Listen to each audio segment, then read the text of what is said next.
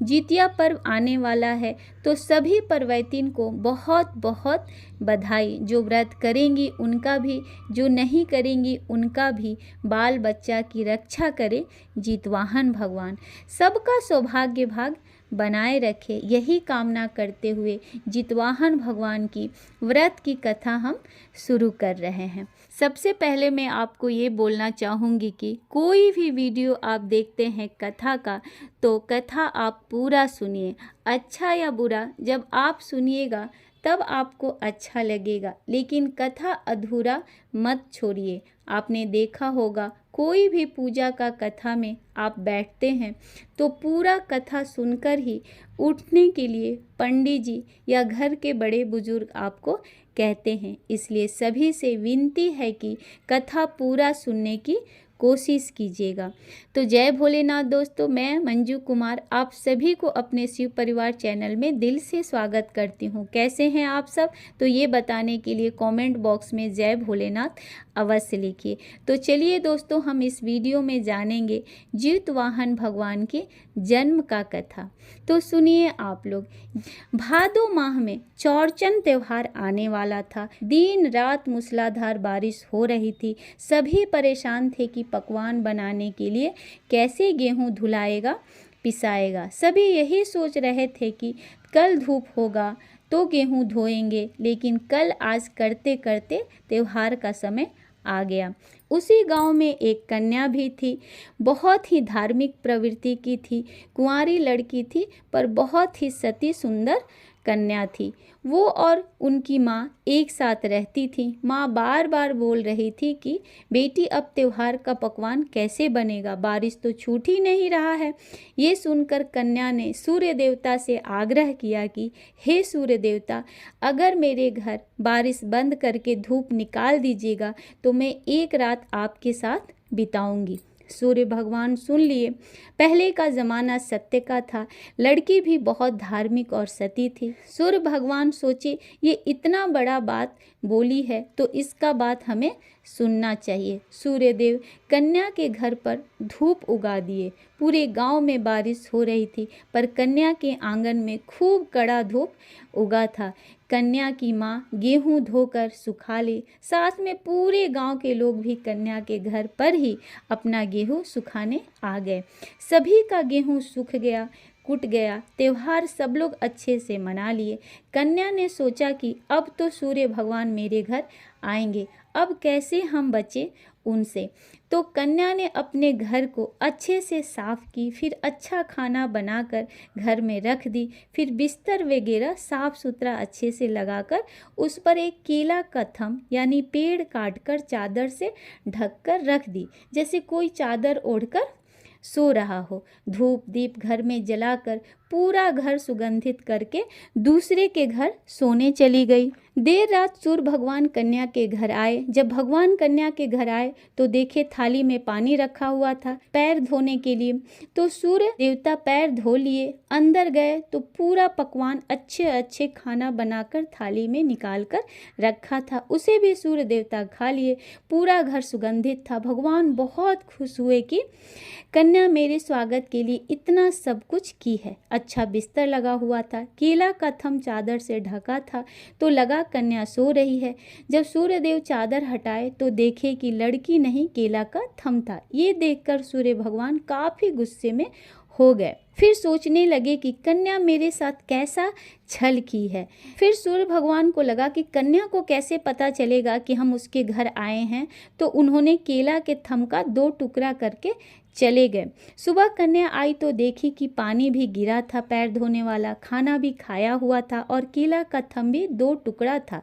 कन्या समझ गई कि भगवान आज मेरे घर आए हैं। इसी तरह 2 रात कन्या अपने घर को सजाकर, साफ सुथरा कर, खाना बनाकर, पानी रखकर बिस्तर पर केला का पेड़ डाल देती थी। उसे चादर से ढककर दूसरे के घर चली जाती थी। सूर्यदेव दोनों दिन पैर धोकर खाना खाकर बिस्तर पर जाते तो देखते कि केला का पेड़ रखा हुआ है। गुस्से में भगवान उसे 2 टुकड़ा करके चले जाते। तीसरे दिन बहुत गुस्से में थे। जाते जाते सूर्यदेव घर के आंगन में पेशाब करके चले गए। सुबह कन्या जब आई अपने घर तो देखी कि खूब सुंदर नोनी का साग आंगन में खिला हुआ है, एकदम अच्छा, पूरा लह। कन्या साग तोड़कर बनाकर खा ली। साग इतना सुंदर साफ सुथरा था कि कन्या ने साग को धोई भी नहीं, वैसे ही काटकर बनाकर खा ली। साग में तो सूर्य भगवान का अंश था, इसलिए कन्या गर्भवती हो गई। 2-3 माह बाद पूरे गांव को पता चल गया। सभी कन्या को दोषी मानने लगे, पर कन्या को पता था कि ये बच्चा सूर्यदेव का ही है। मैंने साग खाई थी, उसी से ये गर्भ ठहरा है। 9 मंथ बाद एक सुंदर पुत्र पैदा हुआ। कन्या ने अपने पुत्र का कोई नाम नहीं रखा था। जब बच्चा बड़ा हुआ तो बाहर खेलने की जिद की। माँ मना करती थी, पर बच्चा बाहर सभी बच्चों के साथ खेलना चाहता था। सभी साथ के बच्चे खेल खेल में बालक को चिढ़ाते थे, तुम्हारा ना कोई नाम है, ना ही कोई पिता है। सभी के पिता साथ रहते हैं, तुम्हारे पिता तो है ही नहीं। बालक परेशान हुआ। रोते हुए बच्चा ने माँ से पूछा, माँ मेरा पिता कहाँ है, और है तो उनका नाम क्या है? कन्या समझ गई कि समय आ गया है बालक को सब कुछ बताने का। कन्या बोली, बेटा आप बहुत ही बड़े भगवान के पुत्र हैं और आपके हर सवाल का जवाब हम नहीं, आपके पिता ही आपको देंगे। बालक बोले, मेरे पिता मुझे कहाँ मिलेंगे? माँ बोली, अपने गांव के जो ब्रह्म स्थान है, आप दिन में ठीक 12 बजे वहाँ जाना। रथ चलता हुआ दिखेगा। तुम आगे का नहीं, पीछे का रथ भी नहीं, बीच का रथ पकड़कर खूंटा में बांध देना।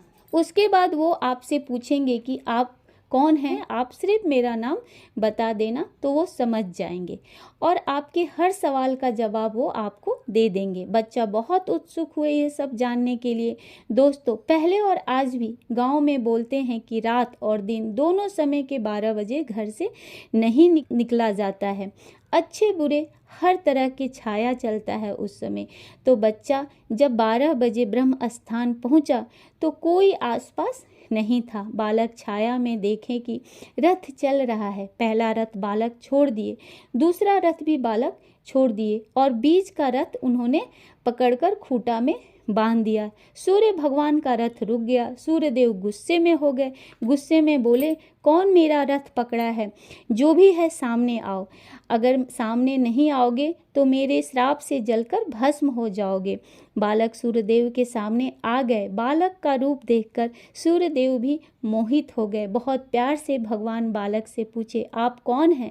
क्यों मेरे रथ को पकड़े हैं? बालक डरे नहीं, उन्होंने बता दिया अपने माँ का नाम कि हम उस कन्या के पुत्र हैं। मैं अपने पिता को खोज रहा हूँ। मेरी माँ ने कहा है कि आप ही सब कुछ बताएंगे। सूर्यदेव समझ गए कि ये बालक मेरा ही बेटा है। सूर्यदेव बोले, सबसे पहले मैं आपका नाम रखता हूँ। तो आपका नाम जितवाहन पड़ा, मतलब जो दूसरों को जिंदा करे। और आप सूर्यपुत्र हैं, यानी मेरा बेटा हैं आप। आपका जन्म एक उद्देश्य के लिए हुआ है, कोई गलत नहीं है आपका जन्म। आपके जन्म के उद्देश्य यह है कि अश्विन माह के कृष्ण पक्ष के अष्टमी तिथि को लोग जितिया पर्व करेंगे। सब स्त्रियां व्रत करेंगी, सप्तमी को नहा खा करेंगी, अष्टमी को व्रत रखेंगी और नवमी को पारण करेंगी। बालक बोले, पर इस व्रत के बारे में तो हमें कुछ पता ही नहीं है, आप मुझे बताइए। तब सूर्यदेव बोले कि सप्तमी के जितिया पर्व का शुरुआत हो जाएगा। सप्तमी तिथि को सभी औरतें बाल धोकर नहाएंगी, फिर नेनुआ के पत्ते पर नोनी का साग, मरुआ की रोटी, सतपुतिया की सब्जी सात्विक तरीके से बनाकर चढ़ाएंगी।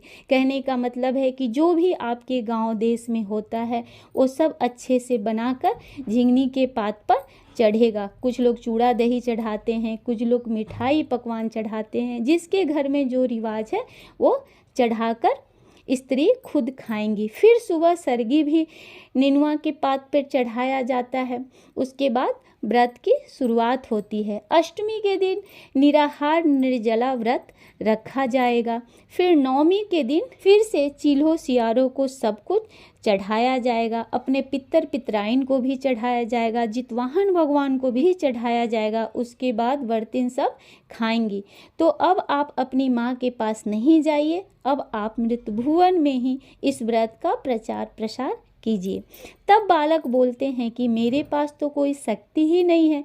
तो सूर्यदेव बोले कि अष्टमी के 12 बजे आप हर जितिया व्रत करने वाली स्त्री का 2.5 घूंट खून पिएंगे। उसी 2.5 घूंट खून से पूरे साल आपको शक्ति मिलेगा। उसके बाद आप उन स्त्री के संतान की रक्षा करेंगे, उनके बच्चों को लंबी उम्र, निरोग काया और खुशियाँ देंगे, उनका वंश वृद्धि करेंगे, हर तरह से उस स्त्री की आप रक्षा करेंगे।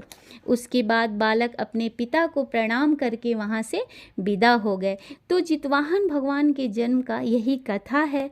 हर जगह घूमकर वो व्रत का प्रचार प्रसार करने लगे। जितवाहन भगवान सभी स्त्री के बच्चों को रक्षा करते, जो व्रत करे उनका भी, जो व्रत स्त्रियां ना करे उसका भी बच्चे की लंबी उम्र देते हैं, औरतों के सौभाग्य भाग प्रदान करते हैं जितवाहन भगवान। जो हमने अपने दादी नानी से गांव देहात में सुने वो आपको सुनाए, ये लोक कथा है। तो कैसा लगा कमेंट बॉक्स में ज़रूर बताइएगा। जय जितवाहन भगवान।